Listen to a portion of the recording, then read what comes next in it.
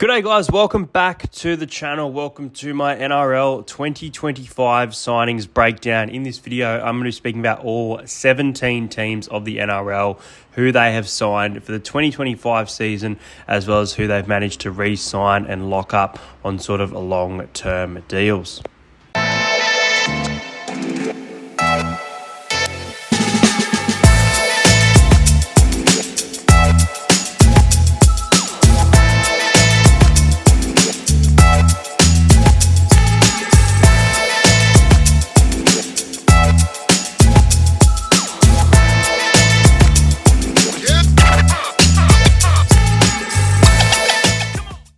Now, signed on a 2-year deal is Ben Hunt from the Dragons, heading back to the Broncos. Dozer heading back to Red Hill, a big inclusion there. With Ezra Mann potentially out, he may be in the halves and then transition to a hooker role. I don't see him coming off the bench, but we'll see what happens here. As for re-signing, Ezra Mann, who I mentioned, as well as Reece Walsh, have been re-signed to 2029, and Billy Walters on contract till 2026, with Adam Reynolds there for at least the 2025 season. Some interesting players are coming off contract. Ricky's green machine, the Raiders are going to look different in 2025. And, in the year, they've lost a lot of players coming into the season. As for their 2025 gain, Ethan Sanders from the Parramatta Eels comes over to the Raiders, as well as Matty Nicholson from the Warrington Wool. Re-signed Jamal Fogarty on a 2-year deal, 2026 there. Ethan Strange locked up until 2028 with Matt Tomoko, and Kyo Weeks 2027. So this sort of new look team looks to be locked in and set for a little while. It was a great season for the Bulldogs in 2024. They're looking forward to next year, welcoming Satili Tupanua from the Sydney Roosters on a 4-year deal, as well as Anare Tuala from the Newcastle Knights, and Marcelo Montoya coming in to replace Josh Addo-Carr on the wing for a 2026 deal there. They have re-signed Max King till 2027, Sam Hughes till 2026, and some interesting conversations will happen after this season with a lot of current players of their squad coming off contract. The Sharks forward pack gets boosted in 2025 with the signing of Addin Fonua-Blake until 2028. It's a big signing there. He'll be in the Vegas game for his Sharks debut. And Hohepa Peru comes over after the All-Stars match and a Raiders debut from the Raiders for at least a 1-year deal to the Cronulla Sharks. Re-signed long-term, you've got Braden Hamlin-Uele signed for another 2 years, Oregon Kaufusi for another year, Toby Rudolph for another 2 years as well. The Gold Coast Titans will welcome Regan Campbell-Gillard coming from the Parramatta Eels on a 2-year or 3-year deal, actually, which will expire in 2027. This will be interesting. They've got a massive forward pack already. So where is he going to fit in? Is he going to start? Is he going to come off the bench? I feel like the bench is probably more likely. He's getting older as well. Re-signed AJ Brimson. They locked up till 2030. So big deal there. David Fafita has signed until 2026 after backflipping with the Roosters. Kieran Foran, this is his last season on contract, but he is there for at least this year, with Cleese Haas and Chris Randall until at least 2027. The Manly Sea Eagles have signed Sia Sua Takiaho from the Catalans Dragons, formerly with the Sydney Roosters, on a 1-year deal, as well as Jazz Tavaga coming from the Warriors to join Manly. So they have made some really interesting signings over the last couple of years. Like these signings a lot for their forward pack because they've got some great outside backs. Re-signed long-term, Nathan Brown is signed till 2026. Ola Kalatu till 2031 on a massive deal there.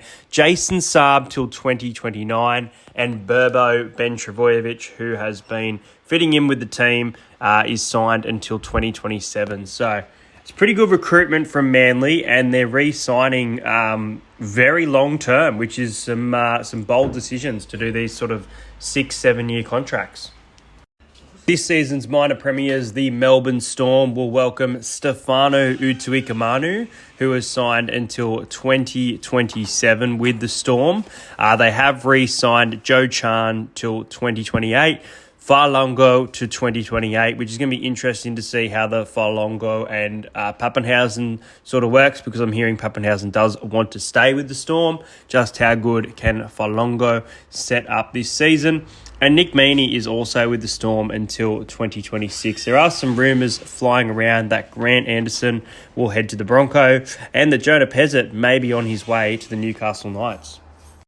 Speak of the devil, the Newcastle Knights will welcome Matt Arthur after his first season in the NRL, his NRL debut, and I think he played about 3 games this season in 2024. They've locked him up for 2025. They also welcome James Schiller from the Canberra Raiders for a deal until 2027. We'll see if he fits in the starting side, but I actually think he's a pretty good player, so we'll see how he fits amongst this team.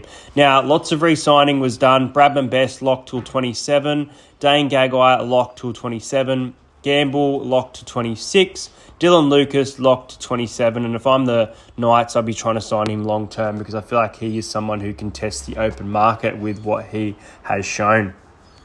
After a disappointing season but sellout crowds to the Warriors, they will be looking for a big 2025. And as you can see on my screen, I can't get enough of the signing from Penrith for 2028 of James Fisher-Harris. This is a sort of a long-term deal. He's becoming a veteran sort of player. Getting 3-year contract is really, really nice to see there. He's going to be a big inclusion. Tanner Boyd comes from the Gold Coast Titans with Aaron Clark. Aaron Clark there till 27. Tanner Boyd, just a 2-year deal. As for their re-sign, Mitchell Barnett, after a great season, re-signed till 2027, along with Wade Egan. Tohu Harris, this is his last season, so it does say he'll be re-signed, but coming off contract there. And Dallin Watene-Zelezniak has been locked up till 2027. Next up for the Cowboys, after quite a few losses coming into this season, to name a few: Kyle Felt, Valentine Home, Chad Townsend. They do welcome Carl Lawton from the Seagulls, who can play back row, who can also play number 9, Kai O'Donnell from the League Leopards Super League, and Jackson Parlow from the Manly Seagull. All of these contracts for 2-year deals from the Cowboys there. They have locked up Jake Clifford for the season at least, Tom Dearden till 2029, Helam Lukey till 2029, which is a great pickup for them there to have him signed sort of long term. Let's have a look at the depth, shall we? Have the 2025 premiers, the Parramatta Eels, Josh Addo-Carr signed till 26, Dean Hawkins signed till 26, Isaiah Yongi signed for a long term till 2027, Zach Lomax is with Parramatta until 2028, and then Jack Williams comes from the Sharks until 2027. Joe Ash Papali'i is worth mentioning as well. He's having a big off-season. Not really known at the Bulldogs, if I'm honest, so he's really going to set the scene at Parramatta for himself if it starts to take off. Contracted till 2026, with Parramatta re-signing Bailey Simonson till 27, Jermaine Hopgood till 27, Matt Dury till 26, and I believe there was a re-signing of Charlie Geimer, but for some reason, it has come up now for 2026 on a 2-year deal. Well, the Penrith Panthers have now won 4 straight premierships and they build in 2025. Obviously, they do lose James Fisher-Harris, Jerome Luai, and Taruva, but they welcome Isaiah Papali'i and Blaze Talangi, both till 27. Blaze looking to play that number 6 role. Papali'i, we've seen him play lock and back row. Be interesting to see where he plays actually with Isaiah Yeo, that sort of thing. Liam Martin. It's going to be actually quite interesting now to think about to see where he plays. As for the re-signing that Ivan Cleary has done, Alamotti till 27, Mitch Kenny till 27, Casey McLean, who's looked like a really good young gun at the Panthers, till 2028, as well as Isaac Tungo till 2028. Wayne Bennett returns to the Rabbitohs in 2025, bringing some names with him. Ewan Aitken coming over from the Dolphins. Lewis Dodd coming over from St Helens. Jamie Humphries from Manly, and Josh Schuster coming over from the Sea Eagle. Most of these contracts are 2026 contracts, but the Ewan Aitken one looks like he'll be at the Rabbitohs until 27. Have re-signed Jai Gray for at least a 2-year deal, as well as Mamozelis till 2027, and Isaiah Tass till 2027 as well. The Dragons missed the finals once again this season, but they succeeded expectation by a long way. Now, 2025 is interesting. They do have a lot of older players coming to their side, but some pretty good talent. Damien Cook till 2026. Clinton Gutherson leaving Parramatta after all these years at the Dragons with Shane Flanagan till 2027, along with Valentine Holmes heading from the Cowboys to the Dragons, and Lockie Ilias. So, pretty much a brand new backline there, heads there in 2025. As for the re-signing, Jack DeBellin is re-signed for this year. Tyrell Sloan on a 2-year deal with Jaden Sewer till 2026. And Moses Sully, who has been probably the sort of shining light besides Ben Hunt in recent years at the Dragons, is signed till 2027.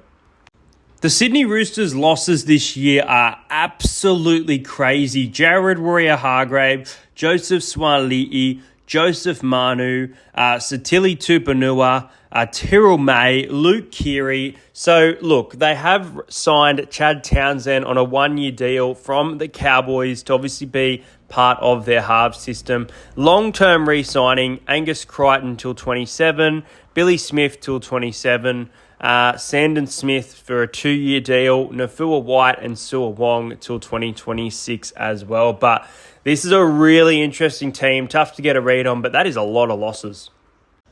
Let's keep this short and sweet. The Dolphins have none as re-signed and no 2025 gains. After 3 straight wooden spoons, the Tigers look to turn it around with Benji Marshall making some big calls for 2025. Jack Bird joins the Tigers from the Dragons. Royce Hunt comes over from the Sharks. Jerome Luai locked up till 2029 with the Tigers. Tyrrell May, a big signing for their forward pack there till 2027. I feel like he's that key component that they have been missing. Jarrell Skelton till 2026 and Taruba. So some massive signings there for the West Tigers. As for long-term, they haven't really made any long-term signing. They haven't got too many losses besides sort of Papali'i and Aiden Caesar, I guess, for this season. But there's some big names, and I guess we'll see whether once again the Tigers are expected to finish 13th but finish 17th again.